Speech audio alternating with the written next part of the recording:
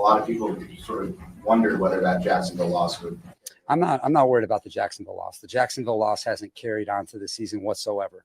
If you've seen our training camp or you've seen the way we played in the first 2 games, it hasn't had an impact on our team whatsoever. Our team is connected. Our team has played its heart out in 2 games, and we've lost 2 tough games. But it has nothing to do with the Jacksonville game. And if you ask anyone in our locker room, it has nothing to do with the Jacksonville game. And that's just the truth.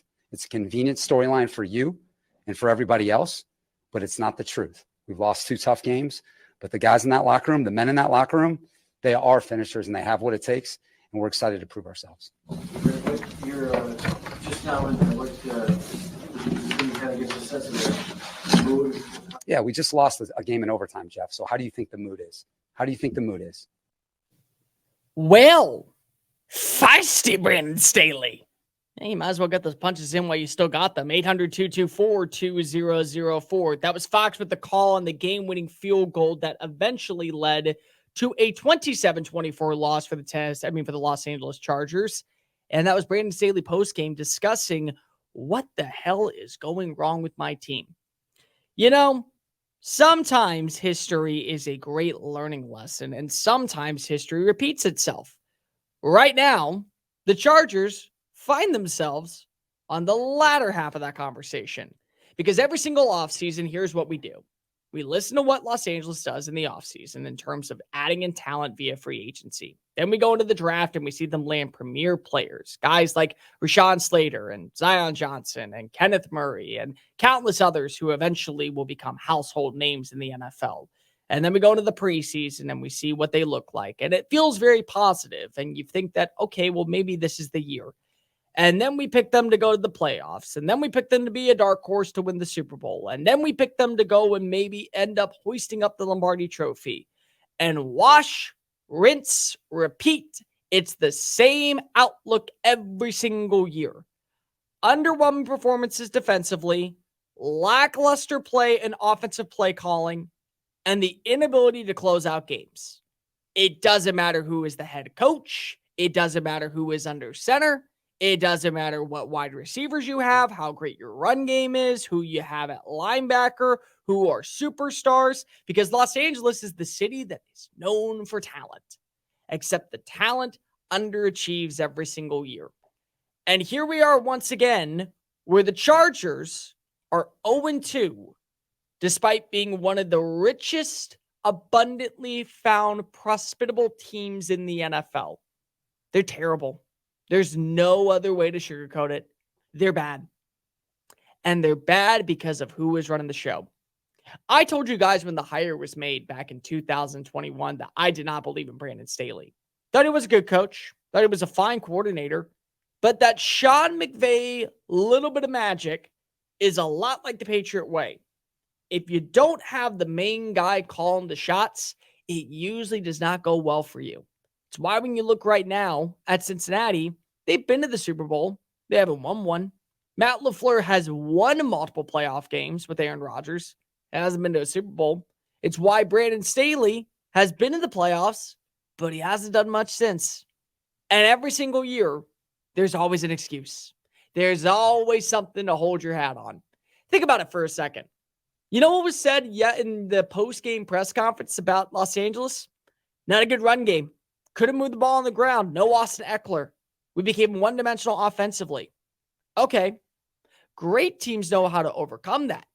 Great teams know how to find and combat the flaws that eventually elevate the team's status. Great teams know how to be able to put together a game plan that allows you to construct positivity and a great outlook at the end of the day. And you don't do that. Did you know the Los Angeles Chargers have the 3rd highest payroll in the NFL for defensive players?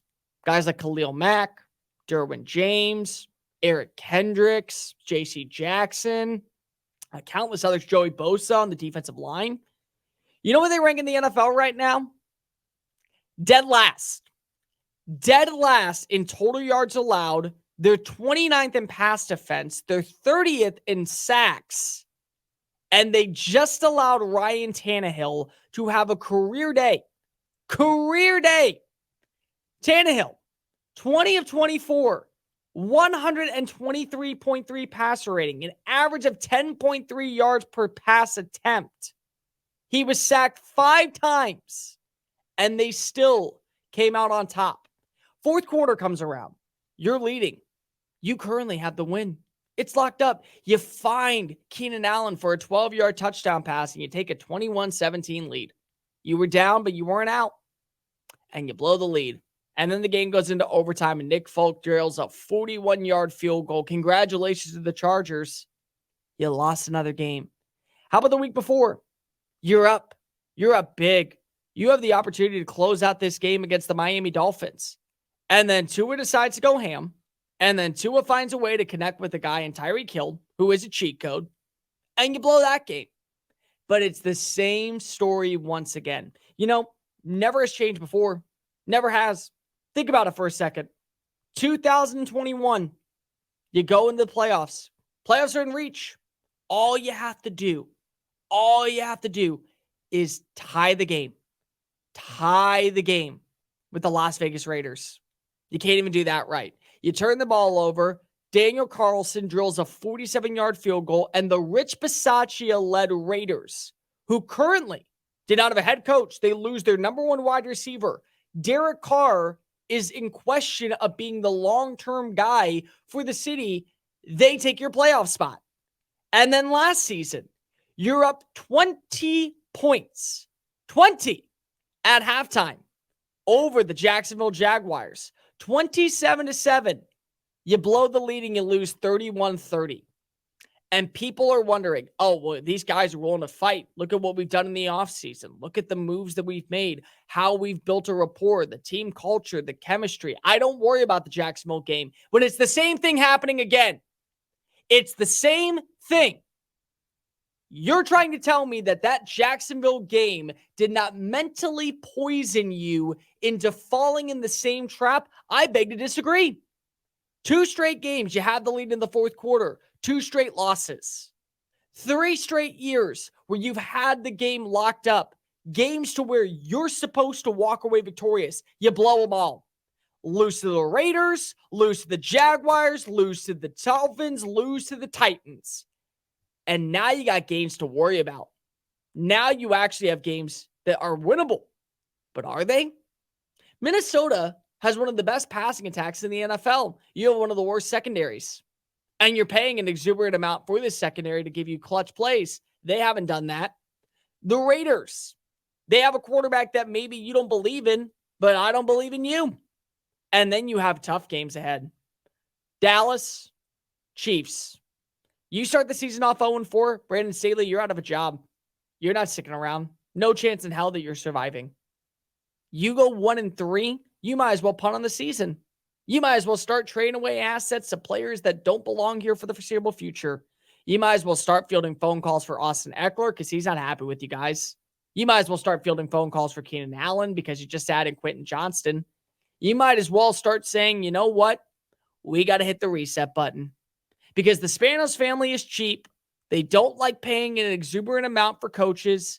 They don't allow players that are built internally inside the locker room to stick around for the foreseeable future. You have no problem cutting ties with players. You like spending money elsewhere. That's what you do. And why is this team still having the same old story every single year? Go back to 2007. Go all the way back there. Phillip Rivers, how many times did he go to the playoffs? How many times did he have successful seasons where he threw for over 4,000 yards? Had a great run game with LaDainian Tomlinson, and all you did was you floundered and flopped in the playoffs. Remember 2007? Marlon McCree? All you have to do, take a knee. You're moving on. You are going to the AFC Championship game. Best season in franchise history. You're 14-2.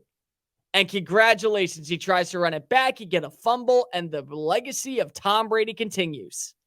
This is who the Chargers are. And people ask me, why didn't you put the Chargers in the playoffs this year? Why? Because if I've learned from my mistakes, it's like a drug. I'm not getting hooked back on that again. No way in hell am I going to believe that this team is finally going to figure it out. Why should they? Because so far, they've done the same mental mistakes every single year, and it comes back to bite me and betters in the ass. So I didn't fall for it this year. And performances like this one, where you know you should win, and instead you fall apart, and now you're screaming at reporters. Yeah, Chargers, you're dead in the water. Hey guys, thank you so much for watching that video. Don't hit the X button yet. Make sure you hit subscribe to keep up with all of our daily content found on Just Saying It and anything else that we post on this channel. Bye.